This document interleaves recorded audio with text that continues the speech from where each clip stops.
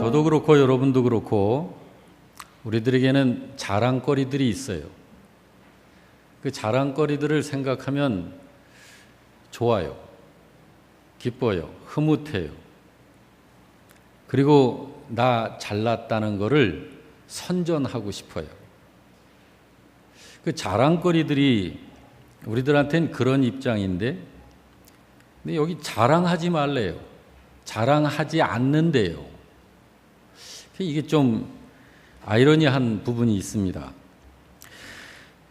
자, 오늘 이 사랑은 자랑하지 않습니다. 자, 이 부분에 대한 하나님의 진리의 이해가 되어져서 바른 그런 하나님의 자녀로 설 수 있기를 바랍니다. 임목사인 제가 밖에 나가서 다른 사람들을 만나면 저도 자랑하는 게 있어요. 좀 뭘 자랑할 것 같아요? 보기를 드릴까요? 예쁘게 지은 우리 교회 예배당을 자랑할 것 같다. 두 번째, 우리 교회 성도인 여러분을 자랑할 것 같다. 하나 더, 임목사인 나 자신을 자랑할 것 같다. 어느 걸 자랑할까요, 제가? 여러분의 자랑은 무엇인가요? 여러분의 자랑도 자랑거리, 여러분이 자랑거리로 가지고 있는 것도 한번 생각해 보시고요. 자, 우리들이 오늘 이 제목이 사랑은 자랑하지 않습니다. 사랑은 자랑하지 않는다고 그러는데, 우리들이 어떤 것에 대해서 자랑으로 여기는 걸 하나님이 기뻐하실까요? 어떤 것에 대해서 우리들이 자랑으로 여기는 것을 보기를 또 드립니다. 하나님이 기뻐하시지 않는다. 아니다. 하나님이 기뻐하시기도 하신다. 잘 모르겠다. 그냥 생각해 보세요. 자, 오늘은 하나님의 사랑의 속성 또 하나를 살펴보려고 그러는데, 사랑은 자랑하지 않습니다. 이것이 아가페 사랑이 갖고 있는 그 사랑의 모습이에요. 근데 무조건 자랑하지 않는다는 아니에요. 자랑은 해야 하는 자랑이 있어요. 근데 그것이 반드시 해야 해요. 꼭 해야 하는 자랑거리가 있고 해서는 안 되는 자랑이 있습니다.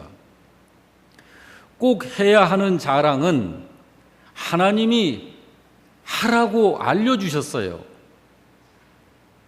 이걸 자랑해라고. 그거는 해야 해요. 선택사항은 아니고 반드시 해야 해요. 그 자랑은. 그리고 해서는 안 되는 자랑이 있습니다. 하지 않아야 하는 자랑은 한마디로 정의를 하면 자기 자랑이에요. 그건 하지 말래요. 진짜 자랑거리는 할수록 좋고 할수록 유익하고 복이 되고 하나님께 영광이 됩니다. 그래서 하나님이 그 자랑거리를 알려주시면서 그건 하래요. 자랑하래요. 그거는. 그런데 하지 말아야 하는 자랑은 할 때는 인간적으로 기분이 좋지만 그건 결과가 별로 없어요. 결과가 별로 없어서 잘해야 본전이고 대개는 본전도 못 찾습니다. 그 자랑을 해놓고 나서 도리어 하나님께 영광을 가리는 처사가 되고 말아요. 그게 자기 자랑이에요. 해서는 안 되는 자랑, 그 자기 자랑이에요. 자기 자랑하면 본전도 못 찾습니다. 어떤 사람이 해변가로 이사를 갔어요. 근데 그 사람이 이사한 바로 옆집에는 자랑을 습관처럼 하는, 낚시하는 걸 아주 좋아하는 그런 사람이 살고 있었습니다. 그 사람이 하는 일은 하루 종일 낚시하는 일이에요.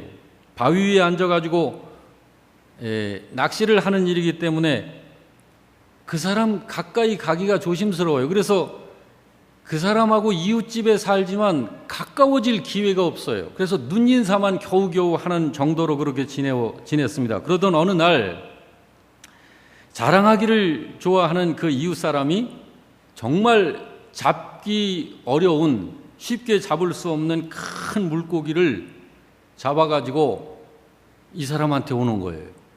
그렇게 보니까 큰 물고기를 들고 아주 기뻐서 오거든요.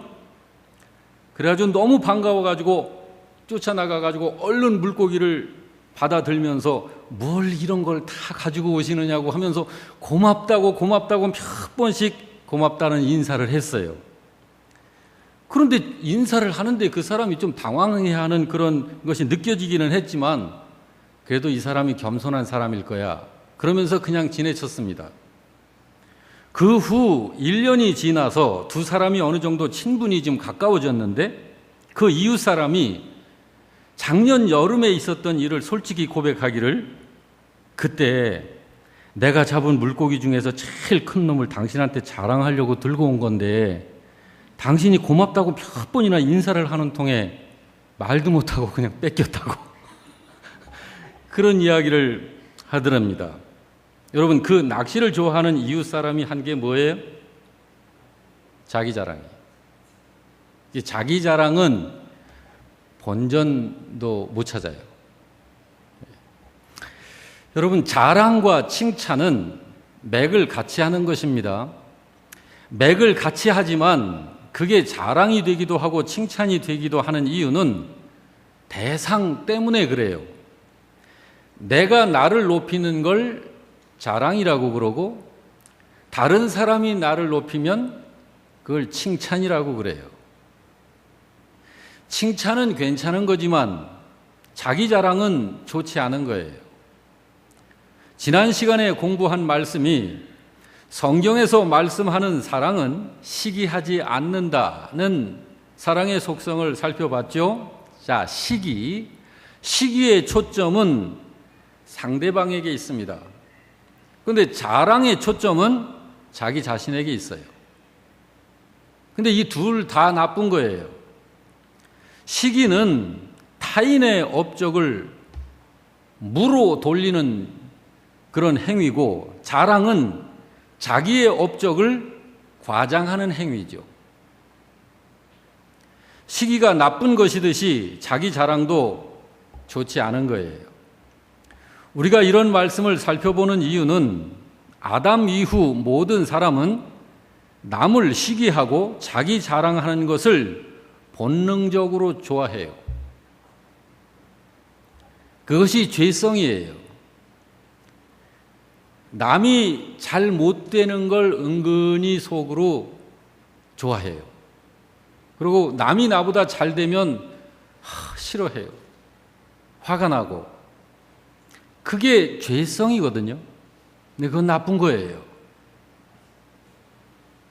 그래서 모든 사람들이 그것이 본능적으로 자리를 잡고 있기 때문에 아담 이후 남을 시기하는 것이 마음먹고 해야 시기가 되는 게 아니라 자연스럽게 시기가 돼요.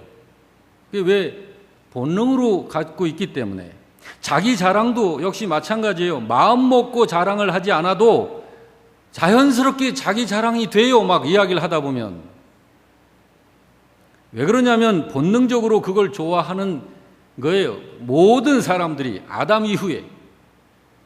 안 그런 것 같다고요? 아닙니다.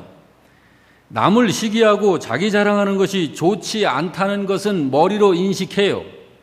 그러면서도 그 인식하고 있는 생각과는 다르게 남을 시기하는 걸 좋아하고 자기 자랑하는 것이 아주 자연스럽게 나와요. 그래서 아담 이후 모든 사람이 가지고 있는 그 본성을 죄의 본성, 죄성이라고 그렇게 말합니다. 저도 마찬가지죠. 똑같습니다. 어떤 좋은 일을 한 것이 드러났다고 할 때 사실은 내가 한 것이 아닌데 그게 잘못 알려져 가지고 그게 마치 내가 한 것처럼 이야기가 되어져 가고 있을 때, 그럴 때가 종종 있지요. 가끔. 그때 가만히 있으면서 은근히 그 칭찬을 즐기는 경우가 그런 경우예요. 한 15년 전 그 일인데, 우리 애를 군대 보낼 때 논산 훈련소를 들어갈 때 아이 친구가 같이 입소를 했어요. 훈련을 마치고 이제 자대 배치를 이렇게 해서 대기하는 상태인데, 제가 부탁한 거는 아닙니다만은 그 아는 지인이 어떻게 연락을 하고 막 찾아가지고 뭐 관심을 좀 가졌는지 얘가 좀 편안한 곳에서 근무할 수 있게 됐어요. 그런데 또 그 친구가 자대 배치를 받고 나서 그 친구의 어머니가 자꾸 저한테 고맙다고 인사를 하는 거예요. 근데 저는 제 아이에 대한 부탁도 안 했고 그 친구 부탁도 전혀 안 했어요, 지인한테. 근데 어떻게 그렇게 됐는데, 그 지인이 신경 쓴 것이 제 아이한테만 신경 썼겠죠. 그 친구한테는 안 썼겠죠. 근데 이 친구 아이가 자대 배치를 부모가 생각할 때 참 만족스럽게 그렇게 자대가 배치가 된 모양이에요. 그러니까 저한테 자꾸 고맙다고 그러는데 나는 내가 한 게 아니거든요. 근데 기분은 좋아요. 이제 그런 경우입니다. 그런 경우가 성경에도 나오는데요. 사도행전 12장 21절 이하를 보면, 사도행전 12장 21절 이하를 같이 한번 읽어볼까요? 헤롯이 나를 택하여 왕복을 입고 단상에 앉아 백성에게 연설하니 백성들이 크게 부르되 이것은 신의 소리요 사람의 소리가 아니라 하더라. 여러분, 이럴 때 어떻게 해야 돼요? 사람들이 말하죠. 뭐 굳이 아니라고까지 밝힐 필요 뭐 있어. 그냥 가만히 있으면 되지. 보통 일반적으로 그렇게 말해요. 근데 헤롯이 그렇게 했어요. 백성들이 헤롯을 신이라고 하며 막 높이는 거예요. 자기는 신이 아니니 내게 이러면 안 된다고 말을 해야 맞는데 그걸 안 하는 거예요. 도리어 기분이 좋아가지고 백성들이 외치는 그 소리를 전부 들으면서 그걸 즐기면서 가만히 있는 거예요. 바로 이런 것이 자기 자랑에 속하는 예가 되는 것입니다. 감히 하나님께서 받으셔야 할 찬사를 자기가 받고 있는 거예요. 그런 자기 자랑은 하나님께서 분노하십니다. 23절을 한번 같이 볼까요? 시작. 헤롯이 영광을 하나님께로 돌리지 아니하므로 주의 사자가 곧 친히 벌레에게 먹혀 죽으니라. 여러분, 헤롯이 어떻게 죽었다고 그래요? 벌레에게 먹혀 죽었다고 그러죠. 이건 죽임을 당했다는 거예요. 그래서 여기를 보면 주의 사자가 곧 쳤다 그러잖아요. 여러분, 왜 주의 사자가 헤롯을 쳐서 벌레 먹혀 죽게 한 걸까요? 그건 심판이 집행된 거잖아요. 죄에 대한 하나님의 심판이 집행된 거잖아요. 용서받지 못할 죄로 하나님께서 집행하신 거예요. 헤롯의 그 행위는 감히 피조물로서 자기를 지으신 하나님의 영광과 권세와 능력과 찬사를 알면서도, 고의적으로 다 알면서도 자기 영광으로 삼은 그런 대적 행위가 되는 거죠. 자기 자랑이라는 것이 그렇게 좋지 않은 거예요. 근데 마귀가 그걸 사용해요. 감히 하나님을 상대하여 도전하는 대적 행위를 하는 거예요. 그럴 때 그런 사람을 통해서 마치 사탄이 하나님께 하듯이 하나님이 욕을 보시는 것입니다. 반대로 여기 다른 사람을 보시기 바랍니다. 곧 바울입니다. 사도행전 14장 8절 이하를 같이 봅니다. 시작. 루스드라에 발을 쓰지 못하는 한 사람이 앉아 있는데 나면서 걷지 못하게 되어 걸어본 적이 없는지라 바울이 말하는 것을 듣거늘 바울이 주목하여 구원받을 만한 믿음이 그에게 있는 것을 보고 큰 소리로 이르되 내 발로 바로 일어서라 하니 그 사람이 일어나 걷더라. 여러분, 바울이 굉장히 대단한 일을 했죠. 이거 바울이 했지만 사실은 하나님께서 바울을 통하여 행하신 거예요. 그러자 11절 이하를 좀 봅니다. 다 같이. 무리가 바울이 한 일을 보고 루가오니아 방언으로 소리질러 이르되 신들이 사람의 형상으로 우리 가운데 내려오셨다 하여 바나바는 제우스라 하고 바울은 그 중에 말하는 자이므로 헤르메스라 하더라. 시외 제우스 신당에 제사장이 소와 화관들을 가지고 대문 앞에 와서 무리와 함께 제사하고자 하더라. 누구한테 제사하려고 하는 걸까요? 지금 바나바와 바울에게. 헤롯 같으면 제사하라고 그냥 놔뒀을 거예요. 그런데 바울과 바나바를 보세요. 14절 이하에 시작. 두 사도 바나바와 바울이 듣고 옷을 찢고 무리 가운데 뛰어들어가서 소리질러 이르되 여러분이여 어찌하여 이러한 일을 하느냐. 우리도 여러분과 같은 성정을 가진 사람이라. 여러분에게 복음을 전하는 것은 이런 헛된 일을 버리고 천지와 바다와 그 가운데 만물을 지으시고 살아계신 하나님께로 돌아오게 함이라 라고 외칩니다. 도리어 바울이 이렇게 처신을 함으로 그 후에 바울과 바나바가에게 어떤 일이 생겼는지 아시죠? 굉장한 고난을 받습니다. 그래도 그래야 돼요. 이렇게 하는 처신이 믿음으로 하는 바른 처신입니다. 하나님은 성경을 통하여 신자인 우리가 그렇게 해야 한다는 것을 가르쳐 주시는 거예요. 제 그 아들 친구 어머니가 저한테 자꾸 고맙다는 인사를 할 때 제가 그때 한마디 했어요. 아유, 제가 그거 한 거 아닌데요. 근데 자꾸 그래요. 그거는 저한테 했다고. 그래서 제가 겸손해서 또 아니라고 하는 줄 알고. 근데 그다음부터는 제가 가만히 있었어요. 그게 자꾸 생각이 나요. 여러분, 자기 자랑이 뭐라고요? 자기 업적을 과장하는 것. 헤롯이 자기의 왕권 행사의 결과를 자기 자랑으로 돌리는 거로 그 결과가 어떻게 됐다고요? 사도행전 12장 23절에 헤롯이 영광을 하나님께 돌리지 아니하므로 주님의 사자가 곧 친히 벌레에게 먹혀 죽었다. 여러분, 사람이 자기 자랑을 하는 것은 그 자체가 하나님을 욕보이는 간교한 죄가 되는 것이고 사람으로 하여금 스스로 자기 파멸에 빠뜨리는 아주 어리석은 처사인 것입니다. 그런데 사람마다 아담 이후에 죄의 본성이 자리를 잡고 있기 때문에 그거를 즐거워해요. 그걸 즐겨요. 떳떳하게 즐기지는 않아요. 그러면서 속으로 고소해하면서 즐겨요. 다른 사람들이 잘 되면 같이 기뻐해야 되는데 겉으로 볼 때는 같이 기뻐하면서 돌아서면 입맛 밥맛이 없고 밥을 안 먹어요. 그 죄성이에요. 그 본성이에요.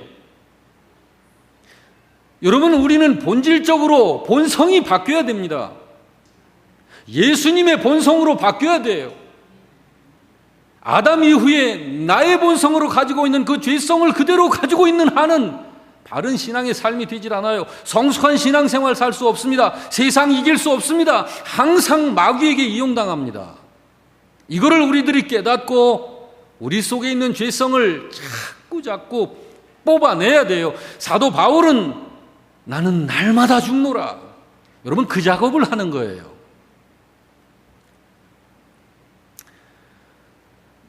우리가 지금 고린도서를 보면서 사랑의 속성을 살펴보고 있는 것인데 한때 고린도 교회 신자들 중 많은 사람들이 그 자기 자랑하는 시험에 빠져 있었던 것입니다. 겸손한 신자가 되기를 구하기보다는 자기가 자기를 높여 선전하면서 자기 세력을 과시했던 거예요. 이 자기 자랑은 정말 우리 신자들이 조심해야 할 요소입니다. 아마 신자들이 가장 빠지기 쉬운 시험 중에 하나가 자기 자랑에 빠지기 쉬울 거예요. 신자가 자기 자랑을 하는 순간 그는 육신적 신자로 전락하는 거예요. 고린도 교회 신자들 상당수가 그랬습니다. 육신적으로 변해간다는 게 어떤 걸까요? 경건으로부터 등을 돌려 세속에 속하는 자로 선다는 거예요. 하나님을 거역하는 사람이 된다는 것입니다. 성령님의 지도에서 벗어난다는 거예요. 신자들 안에 그런 현상이 있게 되면 그래서 파쟁과 시기가 교회 안에 있는 거예요. 볼까요? 고린도전서 1장 10절 이하를 같이 읽습니다. 형제들아, 시작. 형제들아, 내가 우리 주 예수 그리스도의 이름으로 너희를 권하노니 모두가 같은 말을 하고 너희 가운데 분쟁이 없이 같은 마음과 같은 뜻으로 온전히 합하라. 내 형제들아 너희에 대한 말이 내게 들리니 곧 너희 가운데 분쟁이 있다는 것이라. 너희가 각각 이르되 나는 바울에게, 나는 아볼로에게, 나는 게바에게, 나는 그리스도에게 속한 자라 한다 하는 것이니 그리스도께서 어찌 나누었느냐? 바울이 너희를 위하여 십자가에 못 박으며 바울의 이름으로 너희가 세례를 받았느냐?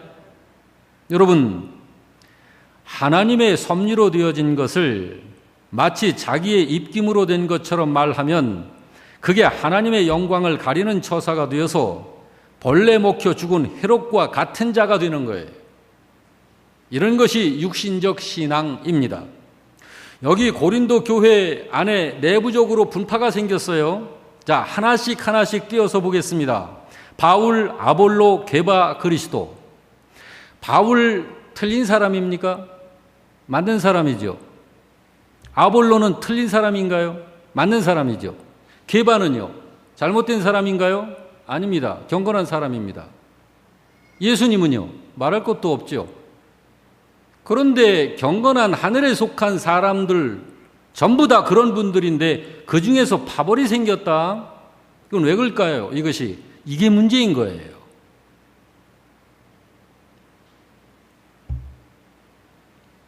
사도 바울이 고린도 교회의 그 미숙한 신앙의 상태를 그래서 지적하면서 하나님의 성품을 드러내시고 그 하나님의 성품에 참여하는 신자가 되지 않으면 안 된다는 것을 지금 외치는 거예요.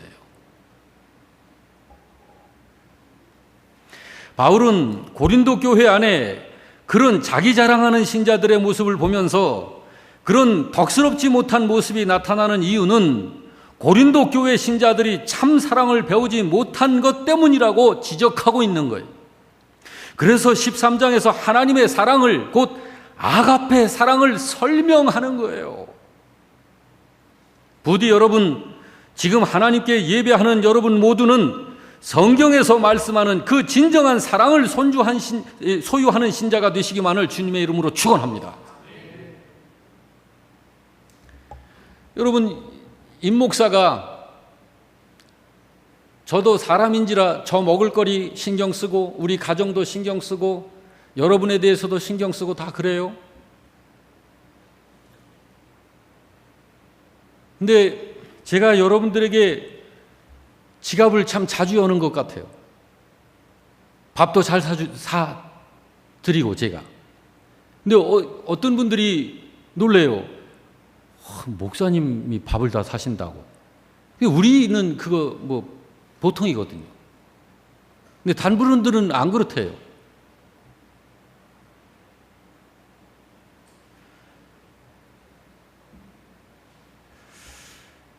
사랑으로 하는 겁니다. 제가 그 억지로 하는 게 아니라 하고 싶어요. 근데 그렇게 하다 보니까 또 어떤 분들은 왜 나는 안 사주냐고. 그래서 그때는 어떻게 되는지 저도 모르겠어요. 여러분, 하여튼 진정한 사랑을 소유하고 이해하고 소유하는 그런 우리 교회 저와 여러분이 되시기를 바랍니다. 그 하나님의 사랑은, 그 아가페 사랑은 오래 참습니다. 온유합니다. 시기하지 않습니다. 자기 자랑하지 않습니다. 그런데 궁금하죠? 아까 헤롯의 경우를 좀 봤는데 그가 하나님께 영광을 돌리지 아니하고 그걸 자기 자랑으로 삼았을 때 하나님이 곧바로 벌레 먹혀 죽게 하셨는데 지금 보면 어떤 신자분들은 그때 그 헤롯처럼 하나님께 돌려야 할 찬사를 가지고 자기 자랑을 하는데도 하나님께서 그때 헤롯처럼 죽이시지를 않으셔요. 그거 왜 그럴까요? 그거 궁금하지 않아요? 지금은 하나님이 그렇게 안 하시니까 그렇게 해도 괜찮은 걸까요? 그건 아닌 것 같죠? 그 이유를 디모데전서 5장 24절이 밝히고 있습니다. 다 같이 읽습니다. 어떤 사람들의 죄는 밝히 드러나 먼저 심판에 나아가고 어떤 사람들의 죄는 그 뒤를 따른다라고 말씀합니다. 여러분, 성경에 하나님께서 헤롯을 죽이신 것은 하나님께서 그 헤롯을 모든 신자들의 본으로 삼으신 거예요. 그렇게 하면 헤롯에게처럼 하나님이 심판하신다는 것을 분명하게 하신 거예요. 그러니까 신자들로 하여금 성경을 통하여 그 헤롯의 경우를 보고 깨닫도록 하나님께서 교훈하시는 거예요. 그렇습니다. 우리가 우리 속에 채워나가야 할 사랑은 자기 자랑하지 않는 진정한 그 사랑입니다. 하나님께서 다른 사람을 통해서 높여주시고 칭찬도 하시며 그럴 때 그저 겸손히 감사하면 돼요. 하나님께서 우리를 사랑하시고 예수님께서 우리를 사랑하신 사랑이 바로 그 사랑으로 우리를 사랑하신 거예요. 그러므로 예수님의 33년간의 생애에서 우리가 볼 수 있는 그분의 삶의 모습은 자기 자랑이 없으셔요. 예수님을 보면 큰 표적이나 놀라운 사건을 행한 이후에도 도리어 무리를 피하여 한적한 곳으로 숨어버리셔요. 병자를 고치신 후에도 오히려 아무에게도 말하지 말라고 당부를 하셔요. 성경에서 예수님의 그 사랑의 모습을 기록하고 있지 않습니까? 마가복음 1장 33절 이하를 다 같이 읽습니다. 시작. 온 동네가 그 앞에 모였더라. 예수께서 각종 병이 든 많은 사람을 고치시며 많은 귀신을 내쫓으시되 그 말하는 것을 허락하지 아니하시니라. 40절의 이하도 봅니다. 한 나병 환자가 예수께 와서 꿇어 엎드려 간구하여 이르되 원하시면 저를 깨끗하게 하실 수 있나이다. 예수께서 불쌍히 여기사 손을 내밀어 그에게 대시며 이르시되 내가 원하노니 깨끗함을 받으라 하시니 곧 나병이 그 사람에게서 떠나가고 깨끗하여진지라. 곧 보내시며 엄히 경고하사 이르시되 삼가 아무에게도 아무 말도 하지 말고 가서 내 몸을 제사장에게 보이고 내가 깨끗하게 되었으니 모세가 명한 것을 드려 그에게 입증하라 하시더라. 여러분, 왜 예수님이 이 문둥병자였던 사람에게 입 다물라고 하신 걸까요? 45절이 그 이유를 밝히고 있어요. 자, 다 같이. 그러나 그 사람이 거기서 이 일을 많이 전파하여 널리 퍼지게 하니 그러므로 예수께서 다시는 드러나게 동네에 들어가지 못하시더라. 그러니까 모든 것의 목적이 하나님의 계획, 하나님의 뜻을 이루기 위한 것으로 자리를 잡아야지 은근히 자기 자랑으로 자리를 잡으면 안 되는 거예요. 여러분, 비교해 보시기 바랍니다. 루시퍼는 하나님과 같이 되려고 자기가 자기를 스스로 높여서 자기 자랑하다가 악한 자로 저주받은 자가 됐죠. 그런데 예수님은 하나님과 동등하신 존재이시면서도 그분 자체가 하나님이시면서도 오히려 하나님과 동등됨을 취할 것으로 여기지 아니하시고 자기를 낮추심으로 온 세상의 구주가 되셨고 그 영광의 보좌에 다시 오르셨죠. 사람 안에 있는 자기 자랑하려는 그 본성, 그건 마귀 마음이지 예수님의 마음 아닙니다. 그렇습니다. 하나님은 자기 자랑이 전혀 없으세요. 그러므로 하나님을 아는 사람과 또 하나님을 알고 싶어하는 사람들은 성경을 통해서 그 하나님을 점점 가까이 하나님께로 나아갈 때 나아가면 나아갈수록 하나님께 대한 거부감이 없어요. 하나님과 연합하기까지 그렇게 하나님이 좋을 수가 없어요. 전혀 하나님은 거부감이 없으세요. 왜? 자기 자랑이 없으세요. 그냥 그분 자체가 사랑이에요. 그분 자체가 상대편에 대해서 오래 참으시는 사람, 그분 자체가 피조물인 여러분과 저를 대해서도 언제든지 온유하신 사람, 그분 자체가 여러분과 저에 대해서 자기 자랑하지 아니하시고 오히려 우리를 자꾸 인정해 주시고, 그러니 그분이 좋을 수밖에 없는 거예요.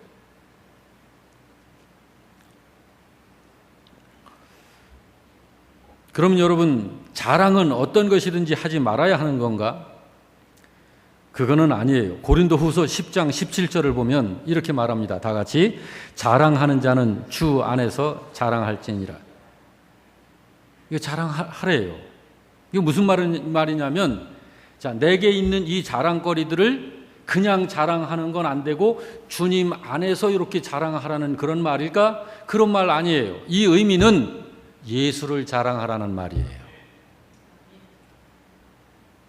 그래서 바울이 어떻게 해요? 갈라디아서 6장 14절을 보면 다 같이 시작. 내게는 우리 주 예수 그리스도의 십자가 외에 결코 자랑할 것이 없으니 그리스도로 말미암아 세상이 나를 대하여 십자가에 못 박히고 내가 또한 세상을 대하여 그러하니라.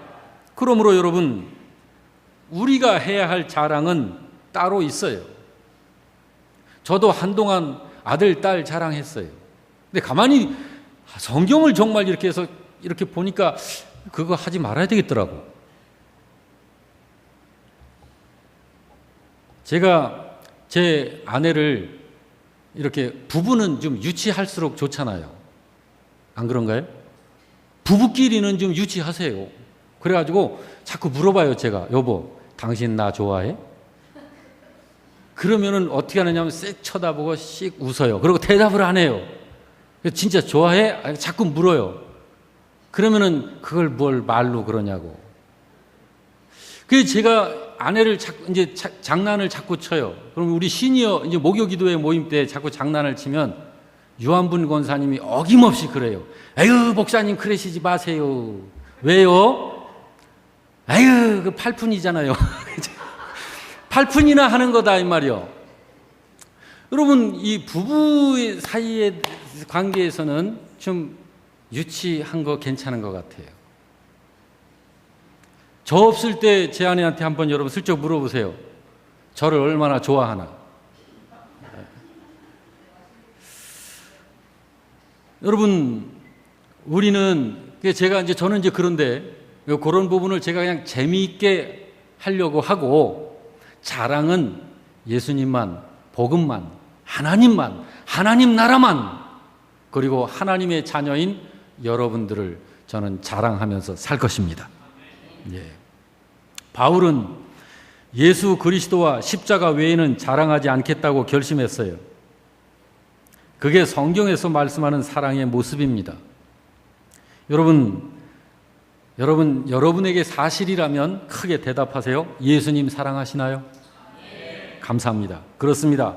예수님 사랑에 푹 빠지는 그런 신자만 되십시다. 부디 자기 자랑을 버리고 주님 자랑하는 성도가 되시기를 다시 한번 축원합니다. 자기 자랑하면 망해요. 본전도 못 찾아요. 그건 죄성에서 나오는 것이지 진정한 사랑이 아니기 때문에 그렇습니다. 참나무 한 그루가 자기 자신의 튼튼한 몸과 뿌리를 자랑하면서 옆에 널려있는 갈대들을 보고 놀리면서 비아냥거립니다. 참나무가 갈대들을 향해서 뭘 했다고요? 자기 자랑했어요. 그런데 베란간 돌개바람이 그냥 강력한 회오리바람이 막 불기 시작을 하더니 이 튼튼하고 굵은 참나무가 안 넘어가려고 막 버티는데 얼마나 바람이 계속 불든지 결국은 뿌리채 뽑혀가지고 쓰러져 버렸어요. 참나무가. 그런데 갈대는 안 뽑힌 거예요. 그래가지고 그때 그동안 서름을 당했었던 갈대들이 거봐라 요놈아. 그러면서 아주 고소해하고 있었어요. 그렇게 잘난 척하고 지자랑하고 그러더니 보기 좋다. 그러고 고소해했거든요. 그러더니 그러면 이 갈대들은 뭐 한 걸까요? 역시 시기하고 나는 안 뽑혔어. 참나무한테. 날 봐라. 자기 자랑하는. 근데 조금 있다 보니까 동네에서 개구쟁이들이 막 뛰어나오더니 이 갈대밭으로 들어와가지고 갈대 꺾기 시합을 하는 거예요. 그러더니 애들이 갈대를 사정없이 다 꺾어버리는 거예요. 여러분, 참나무가 왜 쓰러졌다고요? 자기 자랑하다가 정말로 자기보다 훨씬 강한 이 돌개바람에 뽑혀 나갔고, 이 갈대는 연약한데도 안 뽑혔잖아요. 그런데 갈대가 왜 전부 꺾여서 다 못 쓰게 됐죠? 시기하고 자기 자랑하다. 여러분, 이 세상에서 우리가 스스로 우리를 자랑할 수 있는 건 아무것도 없어요. 우리가 우리로 있는 것은 하나님으로 말미암아 있는 것입니다. 주님으로 말미암아 있는 것이에요. 그러므로 우리로 하여금 주님은 성경에 말씀하시기를 바로 십자가를 자랑하고 하나님을 자랑하고 하나님의 사랑과 은혜를 자랑하고, 그것이 아가페 사랑의 모습이고 하나님께서 그 사랑으로 여러분과 저를 살려내신 것이고 지금도 그 사랑으로 대하시고 계시는 것이고 온 세상을 향해서도 주님이 재림하실 때까지 그 사랑으로 세상에게 기회를 주시는 것입니다. 오늘 여러분이 이 말씀을 들었는데 우리 예수님 사랑에 푹 빠져서 우리 자기 자랑의 본능은 거룩하지 못한 것입니다. 의롭지 못한 것입니다. 이런 것들을 날마다 우리들이 뽑아버리기를 바라고 예수님 사랑에 푹 빠지는 저와 여러분이 되시길 주 이름으로 축복합니다. 아멘. 우리 다